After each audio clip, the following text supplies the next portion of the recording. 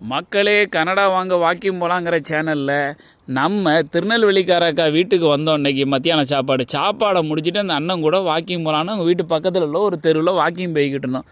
Walking போகும்போது பார்த்தோம்னா ரவுண்டாக ரவுண்டாக கட்டி போட்டுருந்து. என்னையா இது ரவுண்டாக கட்டி போட்டிருக்கு, இது என்னது அப்படின்னு கேட்டால் அந்த அண்ணன் சொல்கிறாப்புல, ஆடா கூறுகட்ட பயலே, அது தாண்டா வைக்கோல் அப்படிங்காப்புல.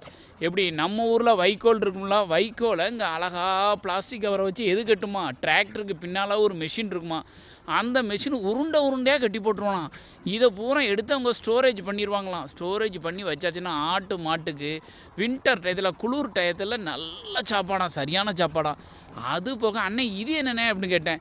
ஏய், நீ மட்டும் வீட்டில் இருக்க, ஆடு மாடுக்கு வீட்டு வேண்டாமாடா அருவி கட்ட பயிலன்னு திரும்பவும் திட்டினாப்புல. அப்படி திட்டாங்கண்ணே, நல்லா சொல்லி கொடுங்கண்ணே. ஆடு மாடோட வீடாங்க, என்ன அழகாக இருக்குது பாருங்கள் அந்த ஷெட்டு.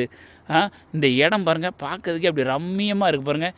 இந்த ரம்மியமாக இருக்குங்கிற வார்த்தையை சொல்லாச்சுன்னா ஏன் வீட்டில் திட்டுறாங்க, எப்போ பார்த்தாலும் ரம்மியமாக இருக்குது. புது வார்த்தையை கண்டுபிடிங்காங்கண்ணா, எங்கே போவேனே தெரியல. சூப்பராக இருக்குது பாருங்கள். அங்கே பாருங்கள், வைக்கோலை பாருங்கள் கீழே உதறி போட்டிருக்காங்க ஆடு மாடு மேய்கிறதுக்கு. இந்த செட்டில் வந்து ஆட்டுக்குட்டி வந்து அடைஞ்சிருமாங்க.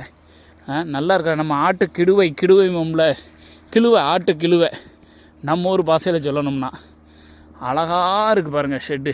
இந்த ஷெட்டே பார்த்தா ஒரு 4 மில்லியன் விலை போவோமே, அந்தளவுக்கு ஒருத்து உள்ளதுங்க. புல்லை பாருங்கள், புல் இல்லை வைக்கோலை பாருங்கள் எப்படி பரத்தி போட்டிருக்காங்க பாருங்கள். இப்படி தாங்க இருக்கணும், ஊர்னால் இப்படி இருக்கணும். கனடாவில் என்ன வளம் இல்லை இந்த திருநாட்டில் அப்படிங்கிற மாதிரி தான் கனடாவில். வாங்க, கனடா வாங்க, நல்லா என்ஜாய் பண்ணுங்கள். இங்கே பார்த்தீங்களா கடுகு செடி, மஞ்சள் கலரில் பூ பூத்துருக்கு, அதெல்லாம் கடுகு செடி. நல்ல கனடாவில் வாழலாம், நல்ல சிட்டிசன் தருவாங்க. ஆமாம், அதனால் நல்லா வாங்கிக்கிட்டு சந்தோஷமாக அந்த ஊரில் நிம்மதியாக இருக்கலாம்.